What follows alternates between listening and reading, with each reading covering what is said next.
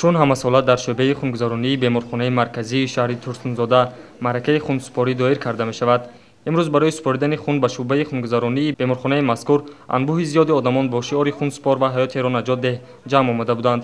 сокинони шаҳри Турсунзода ва навоҳии атрофи он қайд намуданд ки хунсупорӣ ба саломатии ҳар як фард аҳамияти калон дорад.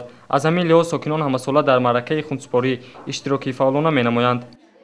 ман шаҳрванд қаландар фалиҷон аз наҳияи шаҳри нав дар давоми 15 сол аст ки хуни хешро месупорам ва пас аз ҳар 3 моҳ 4 моҳ ки хун месупорам саломатии худро хеле сабук ҳис мекунам. вақте ки фишор баланд мешавад хун месупорам хеле саломатиамро ҳис мекунам. бояд қайд намуд ки ҳар як шаҳрванди аз 18 то 65 сола ки саломатии хуб дорад, тарзи ҳаёти солимро пеш гирифтааст, инсондӯст ва накӯкор мебошад, хун супорида метавонад.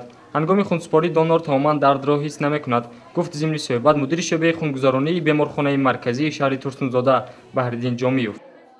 ҳамагон медонанд ки ҳар сол 14 июн дар тамоми ҷаҳон рӯзи умумии халқӣ, умуми ҷаҳонии рӯзи донорон қайд карда мешавад.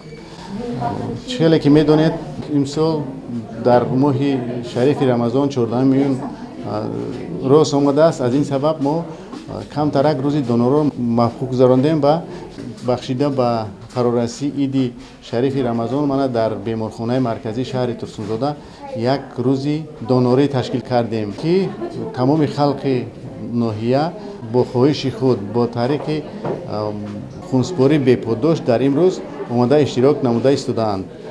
бояд гуфт ки ҳар як марди солим синни аз 18 сола то 65 сола метавонад, агар солим бошад ва тандуруст бошад, метавонад соле 2 маротиба омада хуни хешро дар маркази хуни шаҳри Турсунзода ё ин ки дар тамоми марказҳои хунсупорӣ дар тамоми ҷумҳурӣ омада супоранд.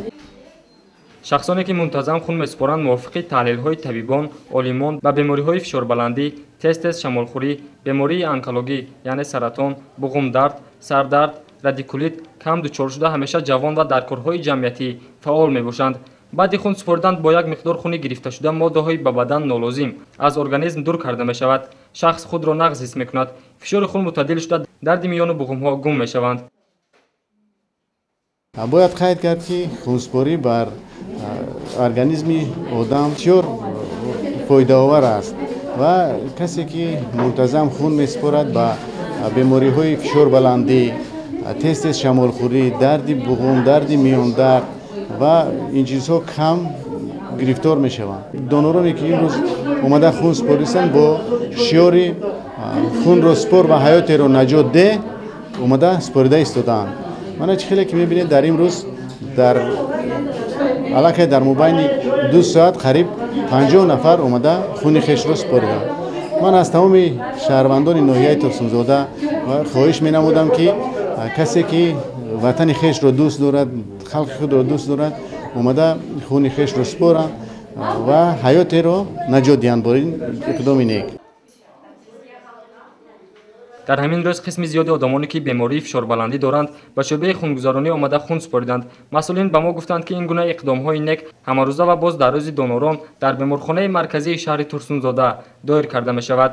диловар рашидов, сайфиддин иброҳимов барои барномаи иттилоотии хабар.